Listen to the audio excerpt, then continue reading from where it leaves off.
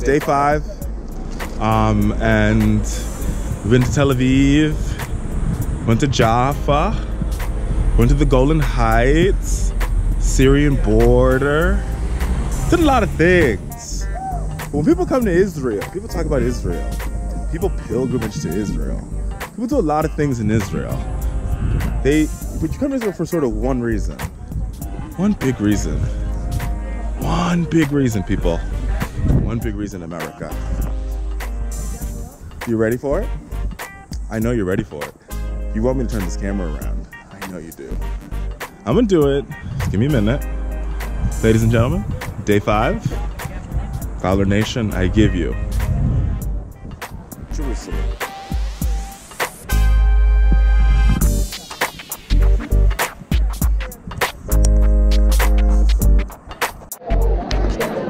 Hello, how are y'all? So we are now walking through Old Jerusalem, and I thought I would give you a look of what it looks like.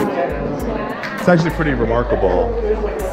These old stones and old bricks, and as most folks know, the city is sort of divided into 3 partitions. You have the Jewish portion of the city in Old Jerusalem, the Jewish portion, the Muslim portion, and the Armenian portion of the city.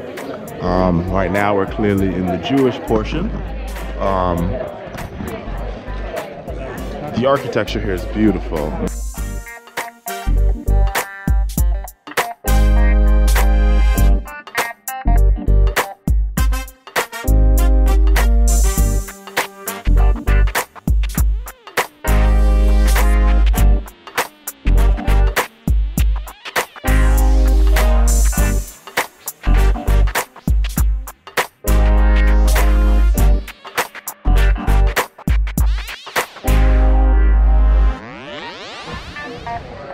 Hey guys, it's your boy Richard Fowler. So we're getting ready to go to the Church of the Holy Sepulchre.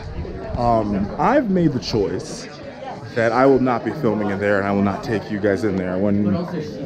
After that, we're going back. I'll have a chance to go back to the hotel, and I'll make some reflections. But I want to take a moment away from the cameras a solid moment away from the cameras and sort of reflect on this moment by myself. So I will take you to the outside of the church, which is right here, the Church of the Holy Sepulchre, and we'll talk after.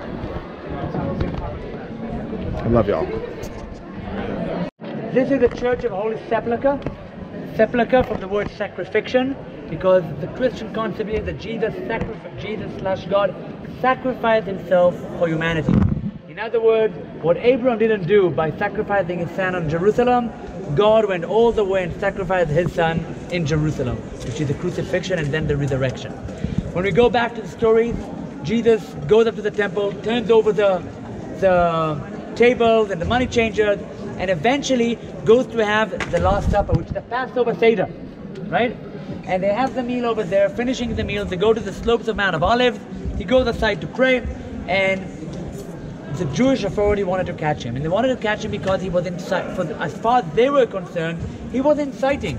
They did not see him as God, and they saw that as an inciting situation, both them and the Roman authority.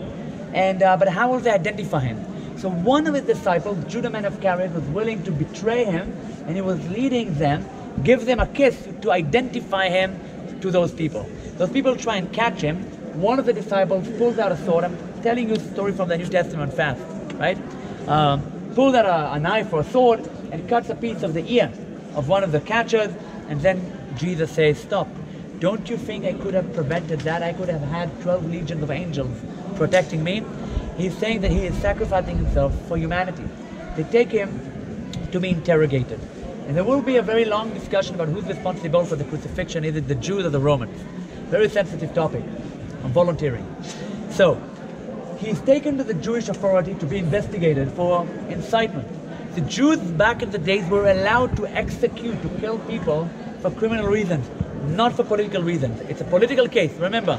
Now, for the Romans at the time, or the Jews see him as God, and therefore, if it's a political case, they need to hand him over to the Romans.